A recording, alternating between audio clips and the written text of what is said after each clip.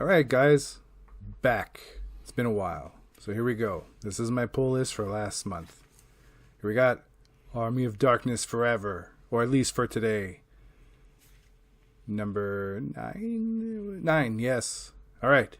This was like a popcorn comic book. This went by super duper fast. I loved almost every second of it.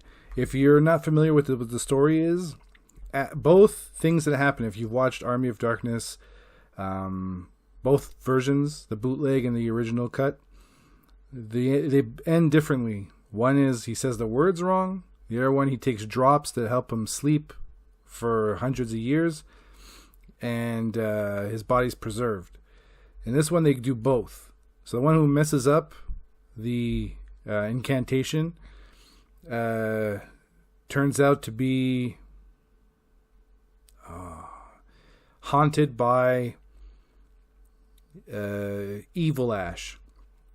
Whereas the one who took the drops is really Ash, and he woke up in the future trying to get the Necronomicon together. In this one, he's finally back in normal time in 1993, but there's shit that just started happening, and he has a throwdown with evil Ash. And it's pretty good. Most of these comic books, the action sequences is subpar, but that's pretty much what you're going to get, right? Like, you're not getting manga level of action sequences here, and I really wish they'd get it on that. Just that with Dynamite, you'll at least get some gore going on, even if it says teen plus. It gets close to that M rating. There's a few shots with the chainsaw and the boomstick, and there's stuff for everybody. But like, I read it in 4 minutes. It was a really quick read. Here we have Darkest Hour, the upteenth installment. Oh boy, 121, yeah. Well, Melissa Flores is really trying hard to do exactly what Ryan Perrault did with Shattered Grid. Only this time she wussified the Rangers a little bit more. Who's the brilliant person who can answer all the questions? The woman. But then again, it's Billy who figures it out. So we'll see. I stopped getting the series on account of they took Jason out as the Red Ranger. He became a nobody. Everyone else is still a Ranger. It was split up into 2 stories. Anyways, for Power Rangers Darkest Hour, there's no Matrix that's going to save them. That's for sure. Oh, man. There was an issue before, and it was a bullshit flashback to something that nobody cared about. Yas Queen issue. And this one was Billy wrestling with his subconscious and guilt for the death of Dr. Who Gives a Shit. And asking the person who's in prison, why did you destroy the power, or want to destroy the power eggs that were keeping the shield up? Because right now, if anybody morphs and they're connected to the morphing grid, they're going to turn into Rita, or now... Oh man, I have no idea what his name is. Dark Death Evil Man, Evil Ranger. And the only people that can do it that can morph are the ones that have the white power coin attached to their thing, which they got from Drakon, who ran away and then was killed by the Ranger Hunter, who was Kimberly in the future. Anyways, so they do that. Billy smashes the power supply, uses the Energem from another Ranger series. I'm not sure which one it is. And the grid seems shattered again. Yay.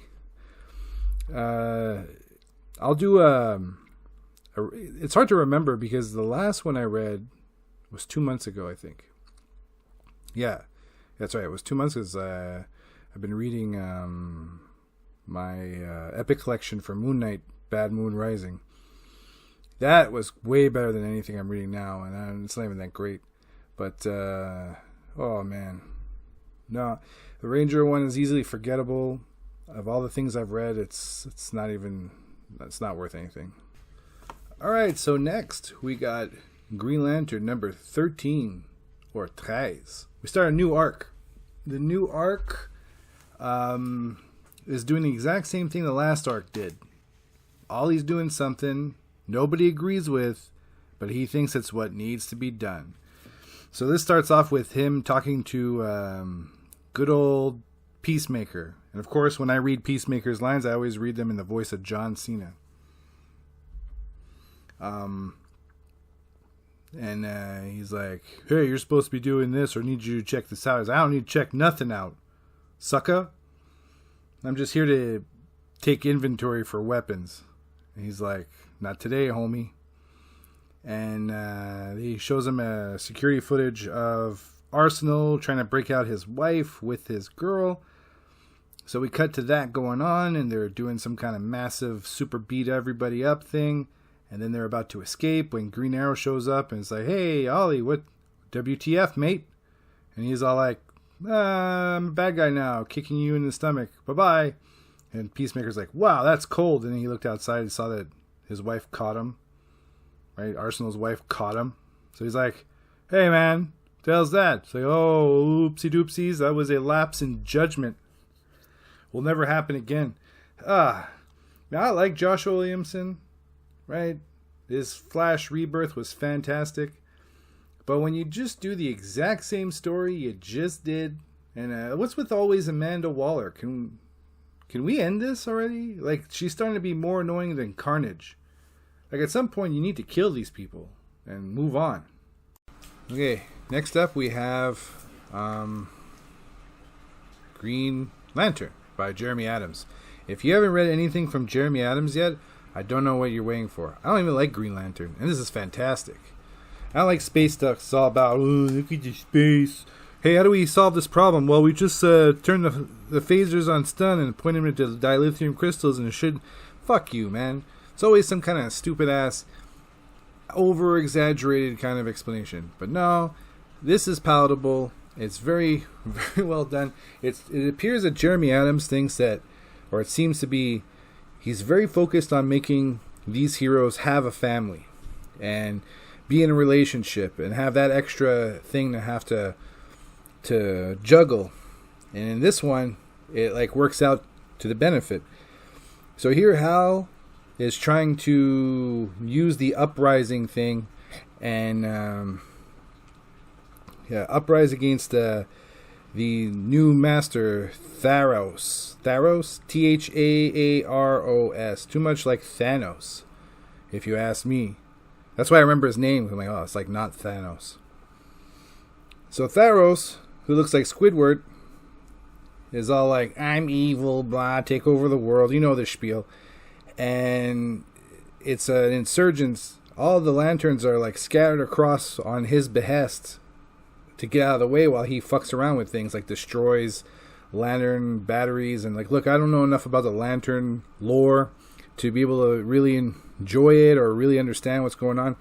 However, I have to say that this has been a good read, and this time his ex, not wife, Carol, which is weird because that's my mom's name, comes up and she's all like, she gets a ring, and apparently it's not the first time she's had this ring.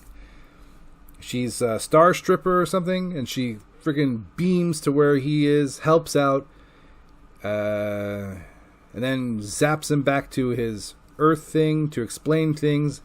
And while he's trying to regain his consciousness or take a breath, Amanda Waller's involved, and she talks to Thanos, and he's like, yo man, you gotta help. And she's like, what's in it for me? And he's like, yo bitch, too bad, you get nothing, how about I don't kill you? And she's like, true that, Holmes. And that's that. And she hires a bunch of dudes to show up at Lantern's Winnebago and c'est ça le hot dog, which is not really a French expression, but it's funny. My brother tried to pass that off as like him being like working with French people in the kitchen. He's like, yeah, you ever heard this expression? C'est ça le hot dog. I'm like, no, it's not. So I started it, and now there are people that are using it. C'est ça is that's. So that's the hot dog. And it's been really good. I like how it ended. I can't wait to get the rest of the stuff. Jeremy Adams has been top notch. I just finished watching an interview with Mark Millar. He's had Jeremy Adams on his show, so you can go check that out. Also, he's mentioned that he's read Jeremy Adams stuff, and he's like, it's really good in his, very Scottish, Irish accent. Don't hate me, but that's it for the Green Lantern. Here we have G.I. Joe 301, no longer in IDW. Larry Hama has now moved up in the world, and he's with Image. I don't know if that's moving up or down, from IDW, I guess. If you go to previews and check it out, you'll see that IDW is no longer in the main roster of the big two plus extra. It's now obscure like Ablaze or Yen Press. Anyways, so 301 starts with Duke stuck in a plane with, now you'll have to forgive me if I don't remember all their names, some crazy guy, and they got a bunch of cargo of people and vehicles in the back, and he's all like, we're going down, and Duke's like, god damn. And at the same time there's a hoverboat that's heading towards the island, or heading away from Cobra Island. And in Cobra Island there's Serpentor and Dr. Fuckface, and they have I'm going to start writing the names and stuff down because it kind of sucks that I don't remember any of that stuff. So Serpentor's like, hey, I got this new gimmick here, and Dr. Fuckface is like, you sure you want to use it?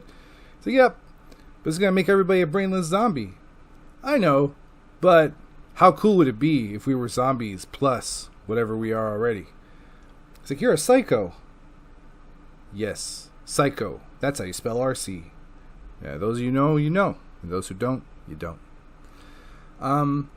So, at the same time, Cobra Commander is a prisoner on the hovercraft, and he eventually gets out and kills someone. I'm like, oh my god, someone in G.I. Joe was killed? But it wasn't in G.I. Joe, it was like Nameless Jeff. Or I think his name was like Brother of Sean. And then Cobra Commander gets off, and he's heading towards the island. And then the plane is about to crash into the island, but then Duke and Crazy Hat Guy, Cowboy Face, they pull up on that stick and they get out. At the same time, the explosion happens on the island, and Cobra Commander's like, oh shit, getting the fuck out of here. And, hang on a second, I'm just going to...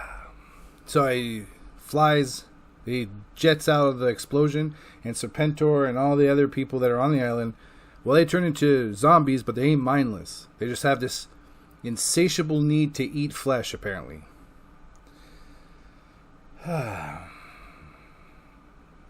Next is G.I. Joe 303. I don't have 302, but I sent a message to my LCS man. His name is Alex, or it could be Dante. And there's actually a bunch of girls that work there, but they usually work upstairs in the anime / no one else cares department, which probably sells the most. So, that being said, it continues the story. However, I'm missing an issue. So at this point, what happened?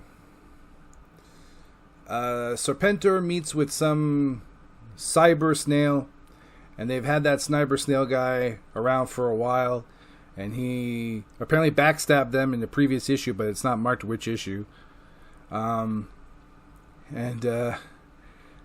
I just saw myself flip off the camera, and I realized I had to cut my fingernails. So, that's going on, and at the base, they're trying to figure out how they could, go back to the island, but they can't. They have to just guard the shore, and some of them don't like the red tape that's going on, but, that's what happens when you're a good guy. You gotta play by rules that bad guys don't play. How do you know a person's a heel if they're not breaking the rules, right? It's simple wrestling. Like I've said a million times, for a comic book writer or artist to be at the top tier, yes, you need to have, your basic writing skills, know how to compel people with dialogue, change the dialogue. No, you should be able to close your eyes and know who is who just by listening to what's being said. It's something simple like you add a southern charm, or you use a lot of contractions, and you throw Bud at the end of everything. You know, you sound like a complete uppity dick. You know, stuff like that. But also for the action sequences, which seems to be the North American comic books pitfall. You watch wrestling, watch kung fu, watch UFC, watch boxing. See where it is that the emphasis is when you're watching it. What part of this fight was cool in wrestling? What part of this match was cool? Where is it that it picked up? And in kung fu scene, how do you know that things are changing around? What is it that happened? How can you put that into a comic book? That is the secret. That's why manga is so great. They can capture the action, even if it's just a straight punch. When you watch someone get punched with the smash from My Hero Academia, you're like, oh shit, that guy's dead. You watch someone get punched by Captain Ahab, or Captain America, I mean, you're like, did the guy even get hurt? You know, I don't know if anyone's seen Dragon Ball Z Abridged, but when they did Abridged Kai, and then Goku lands on Namek, it's basically his ship landed on all the Ginyu Force, killed them, but it also hurt Goku. Like, you know, that's basically it. One page, oh, the Avengers showed up, and Spider-Man really needed that help in Absolute Carnage. And then the next panel, all the zombies are beat up, and then they're just trying to figure shit out. Like, come on, guys. Now's your time to really do some action. And they waste it with useless dialogue and fucking... anyways, so this was a short book, and it lasted as long as it did, and I really enjoyed it. I probably will add this to my pull list. So next up is Vampirella 669. I like the cover. I cannot... 69. Such a child. I am patiently waiting for Priest to leave this book. Someone with a fresh taste needs to, or a fresh perspective needs to start writing. Every time I get the mini-series outside of the main series, I always tend to enjoy it a lot more than the main series, with the exception of Versus Superpowers. That was fucking weird.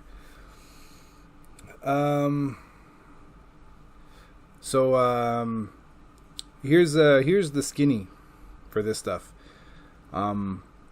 This story is great. Not that it's original, but it's great. So Vampirella is stuck in a cycle. She is living like Groundhog Day. This is basically Vampirella Groundhog Day.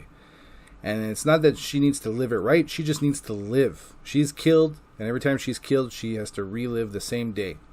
Everybody around her in her life is either dead or an enemy. The only other person that knows that this is not right is this astronaut's son, Creepface, Milton. I'm going to call him Milton. It's not his name, but Milton seems like it's a good name for him. So she had to learn that her mom is actually a psycho, super oppressive bitch queen. Her husband's gay and used to be Dracula. Her son is dead, but not really. We know at the end of the last book he's not dead. And she had braids, because fucking I don't know. After Dracula Rage, I was like, hey, you know what, man? Fuck Chris Priest there with his stupid inserts and this bullshit. She looked so... I'm like, who the fuck is this? Killing everybody. And then eventually it's Vampirella. I'm like, that's not what she's supposed to... Oh, come on, guys. Taking liberties here. What are you doing this? So you can make an action figure? If you're going to change the look of some iconic character so you can make an action figure, like, fucking make it amazing, not dumb. Just on the art alone for Dracula Rage, I almost rage quitted that shit. Yeah, no fucking pun intended there, but no. I mean, there's enough Vampirella. I guess I could switch to Red Sonja, but if I leave Vampirella, like, okay, brutal honesty, I get it for the sexy ass covers. The story, it's fun. It's fine. Could have been a lot better. Priest phoning it in. The passion's gone. I don't know what else he's not doing anything else. I guess I don't know. I'm not. Every time I see his name, I roll my eyes. Since U.S. Agent, I'm like, fuck this guy. He had a 5 issue miniseries, and it was boring as shit. And then there was another thing he did that he had Deathstroke during the Rebirth. Wow. Of all the people to give him, you give him Deathstroke. Wow, that was awful. Half the time I had no idea what the fuck was going on, and it was like 3 issues later. I'm like, oh, okay. That's the thing. Okay. But anyways, this is good. At the end, she gets her mom to, at this issue, for Vampirella, she manipulates somehow Draculina, her sister, we're not sure, who's the one that's doing all the manipulation behind the scenes. Finally, it's her turn. She snipes the kid in the classroom. Vampy gets a phone call because she's a teacher in this universe, and the creepy Milton there, he's dead. She picks up the phone, and she's all like, or she reads the, she picks it up, and then she's like, Draculina's talking all this smack, but then Vampirella's mom shows up behind her with a gun, and it's like, you're gonna put that shit down. And so she calls her daughter, whatever it is she calls her, tell her I got her. So Vampirella's hell bent on her way, flying in her half vampire mode. And just as he gets close, Draculina managed to convince Vampirella's mom that maybe this reality is worth keeping, because she just found out that she was a royal bitch in the real reality. So all of a sudden, zombies are falling on Vampirella till she hits the ground, and her mom and Draculina are there with a gun, and she's like, sorry for me to stay this way. Yeah, I get it. Vampirella has to die, and she gets killed and wakes up the next day, and then it stops there. It's actually really good. I like it. I can't wait to see the resolution, and this is the best format for someone who writes very slow. Alright, now a word from our sponsors. Yeah, I got sponsors. Hey, you ever wake up on a Christmas morning after everybody's opened their presents and you start cooking that breakfast of champions that everybody seems to love? And you go in the fridge and you're looking for something quick and delicious like a beer, but you just don't like beer that's cold, and you forgot to take a beer out and leave it to get room temperature. Well, our friends here at Bolson have created warm flavored beer. No matter how much you put this in the freezer, in the fridge, using chemicals, whatever, nothing. This will always taste warm. For all of your warm flavored beer needs. So refreshing of how warm it is. Not even hot, just lukewarm. Especially for those hot summer days when you finish the yard work and you just need something refreshing. Well, nothing more refreshing than Bolson's warm flavored beer. Alright, this next one is 007 James Bond, the Quantum of Gold Thunderball. Actually, I forget what it is. It's about Nova Aqua, whatever. Anyways, Garth Ennis, you can tell, had a huge... I've never seen James Bond this badass. If there was ever a movie of James Bond that would be beauty, this one would be it. The gore, the heartless. The dude is just heartless. He fucking doesn't even flinch, goes right to interrogating whoever, kills whoever once he gets the information. He doesn't fucking care. This dude's full-blown, hate boner for the world. And everything that comes in where he suspects the new M to be the person who's leaking the information, then finally he finds out who the person is. Since this is the last book of the series, I'm not going to say anything about what happens.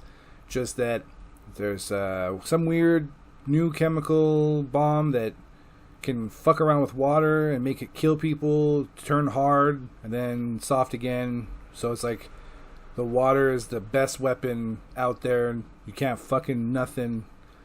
That's it. The gore, the detail, the weapons, the shit. James Bond goes to space. He fights in a helicopter or in a jet. Oh man, dude, it was friggin' amazing. I did not hate this book. The only thing I hated is that is another just 5-issue miniseries. So it's like, what's even the point? But anyways, totes worth it. If you're a fan of James Bond and you're looking for some kind of This could be a movie. This could be a movie. It was very well done. So far, I have not been disappointed with Garth Ennis. Just the TV show The Boys recently. But apart from that, I'm good to go. Now for The Boys, just quickly, and I'll elaborate maybe another time. But I haven't read the comic books. I have 2 omnibus, and I'll get to them eventually. But the series started off really good. The second season was a little more... was weird. And the third one threw me off. And in the middle of watching the fourth one, I realized, oh man. No, in the middle of the fourth one, I saw special features because I was waiting for the next episode. I was actually watching it weekly. And I saw special features for season 1. And there's that woman from the Whose Line Is It Anyways after Drew Carey. And she's like, some people were mad that they changed a lot of the gender roles. And she's like, wow, fanboys, you need a bag of dicks. I'm like, and everyone's laughing. All the cast members are laughing. Like, are you fucking for real? Dude. If the fanboys who bought the comic books didn't buy it, you wouldn't be making this show. It wouldn't be where it is today. You don't get to fucking... No, I'm sorry. You don't get to say the fanboys go eat a bag of dicks. You can say that when someone's like, I like Xbox because you shoot faces in games, America. Yeah, you can hate someone like that and dismiss what they have to say. But fanboys, like legit fanboys, the reason this shit exists and is popular, you cannot shit on them. They're the reason it was ever popular. Garth Ennis was relatively unknown at the time. Okay, so you, lady who's an Archer and also... Whose Line? You eat the bag of dicks. The bag of goat dicks. The cheesy, smelly knob and goat dicks. And then ruined it. I'll never watch the show again. I'm just going to go buy the books and be like, that's it. Did I notice or care if they gender swap? No. But don't tell people that, like, you know, what if they really liked that some of these people were men and that was, like, really cool. Now, there's, like, so many people that were changed to women. It's a lot. Anyways. We'll stop that right about fuck that shit, and we'll see what's next. Next, we have Destro number 9. No, Destro number 1 and Transformers number 9 with the spread issue. I think it's Scarlet number 1 would be the third image, and Void's Rivals would be the fourth one. I'm not sure if they all go together, but I haven't really invested in Void's Rival. But Transformers number 9 starts to add a little more heat. The Autobots lose quite a bit in this one. Cliffhanger or Cliffjumper is still trying to understand what he did and come to terms with his inability to act with violence, which is an admirable trait.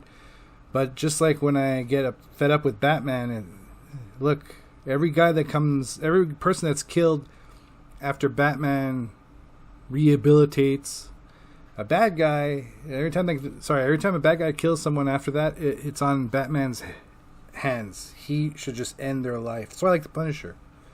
Fuck those guys. Anyway, so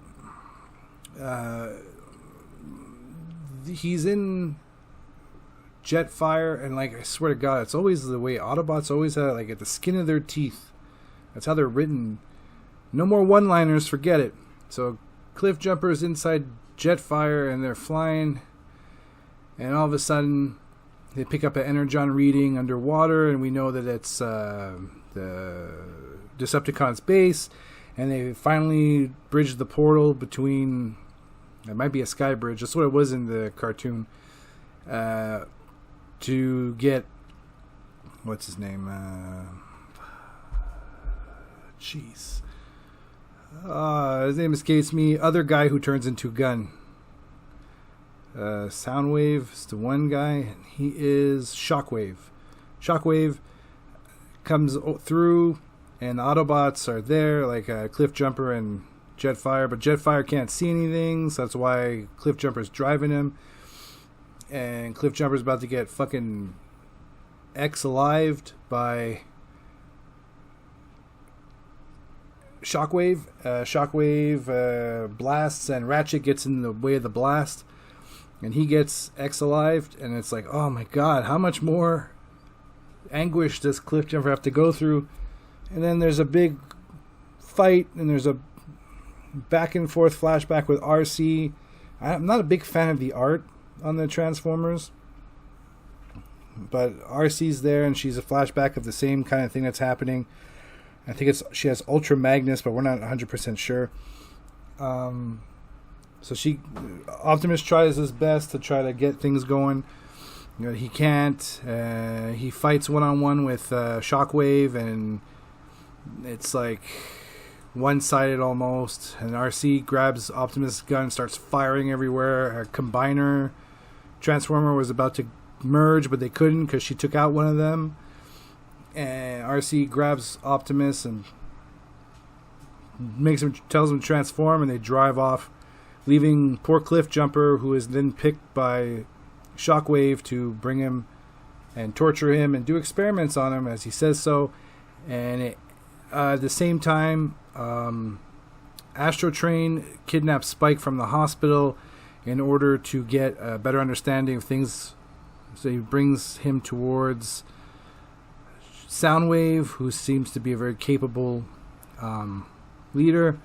And something happens to Astro Train, leading him to have to hit the ground. And I think it stopped there. It's very good. Destro #1 was, and now that I'm all over the place between G.I. Joe and the Energon universe, it's hard to remember exactly what happened. Yeah, he got Energon from Cobra Commander. And then there was and he made like crazy cool weapons. And then there was a arms deal-a-thon convention where people were bringing in all their stuff. And he noticed that nobody else there has Energon-fueled weapons. And then there was an attack. And that's all I remember. No offense to it. It really didn't draw me in. It seemed a little weird. The twins were in it. That was cool.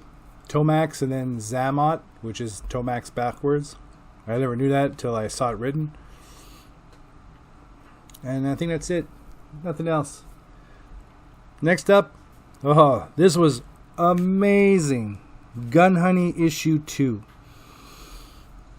Yes, I got the not safe for work cover for $10 American, so 13 Canadian dollars. And it starts off and she's naked in the jungle trying to... Oh, it's so good. It's so good. If you guys aren't reading Gun Honey, I don't know what it is you're reading comic books for. Like, if you miss this one, you're a fool. This is so good. So she breaks into a place and she's trying to get a fix on this guy, this Japanese dude. But he seems dead in an interrogation chair. And she's naked with a gun. Ah, yeah. I think the only thing we don't see in this series, no vaginas are drawn. Just tits, crotch, but no vaginas. So she tries to shoot at whoever's there. She kills a couple of dudes and hurts another guy, and then this dude knocks her out. Then not to knock her out, but stops her. And then when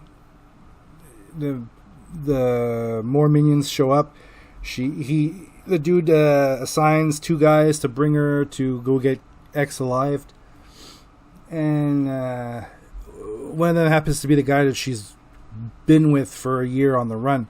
So they're about to have their way with her, and just as that happens, the boyfriend intervenes and X-Alives the other guy. And then they get into contact with this Japanese dude, say, hey, look, this is what's going on. And they're like, well, I don't know. And, well, tell us where you are. And finally he does, and then they go.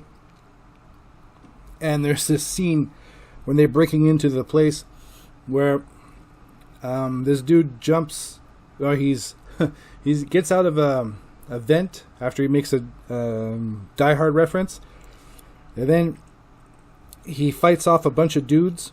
But the first guy, he says, hey, I'm not the guy you're after. No, I killed a guy in the vent. I'm on your side. And the guy follows him to the vent to see who it was, and then he shoots that guy. And the good guy starts killing the other guys until he gets, like, about to be alive by this one dude. And then this rope comes up, and it's Joanna, from the main character. And she chokes the guy, flings him off, and then she jumps up. Oh, man. I know you're like, well, it doesn't make sense. Why can't I see it? I'm like, fucking go buy it, dummy. So, I have to say that out of all these books that I got, Gun Honey was the best in terms of cover. And it's always going to be, because it cost me more. And the best in terms of story. I remember it very well. It was action-packed. There was nudity. There was a coherent story. It's being told properly. People's faces are hit. It was James Bond was good too. Green Arrow and Green Lantern, they're all right. Vampirilla, yeah, it's getting somewhere. I also happen to get 2 omnibus collections of the redoing of Initial D. And it's not even by Viz Media. It's by, hang on, I'll check. Kodansha Comics. They're releasing the remake that's supposed to be modernized. I don't know what that means. I hope it's not The Message. Got enough of The Message. And the format's bigger. I mean, like, the page is bigger, so it'd be nicer to read. I don't hate it. I love Initial D. It's one of my favorite animes. I have all of the possible dubbed DVDs already. They're in the save format from Funimation, which I don't think it even exists anymore. So yeah, these were my picks for last month. I'm going to go over some of the stuff I think for next month, or once it's previews isn't out yet, for like August, or no, it would be, yeah, well, whatever. Put it in for August to get it, I guess, in October. But hey, I don't know what's going on with comic books, but it's good time now to get the Energon verse, but everything else is just subpar. I'm worried about what's to come for DC with the new change. However, Tom Taylor is no longer doing Nightwing, so I'm picking that up. And Jeremy Adams is still going to be on Green Lantern. Whatever he's doing, I'm going to pick up. So if I look him up every once in a while on LeagueOfComicGeeks.com. I have a profile there. I keep inventory of my stuff there. It's supposed to be a lot of fun, these comic books, and to be brutally honest, I don't even think I have that many from the big 2. 2 from DC, none from Marvel. The rest are either Titan, Dynamite, or Image. Like, pretty soon, the number of Dynamite books I have is going to catch up to the number of DC books I have. I'm going to get the vampire thing from Matthew Rosenberg. I actually think he's funny. Some people hate him. And I think his Wildstorm stuff, or his Wildcats, was good. He did on Batman Urban Legends, which was what do they call those? Legacy books? No, not legacy books. It's like a bunch of small stories. I don't remember what they call it. Anyways, he had one for Grifter, and it was freaking good. He took out a bad guy, left him a note. It said, I took your gun and $200 and returned your gun. Hugs and kisses, Superman. Fucking hilarious. Why isn't that shit a thing with everything else? Like, I find that's funny, but the rest of the more he wrote about Wildcats, the better it was. It was a lot better than when Jim Lee just started. I had the first four issues, or 5 issues, 0 to 4, and I'm like, Jim Lee didn't write the issue 0, but I heard that it wasn't Jim Lee who did the best of the Wild Cats, but mean, it was a good idea. They made a Saturday morning cartoon. They did a video game on Super Nintendo. So Wildcats must have been really popular. I just didn't know about it. Anyways, as always, peace off, bitches, and keep, I guess, tuned to other stuff that's coming up.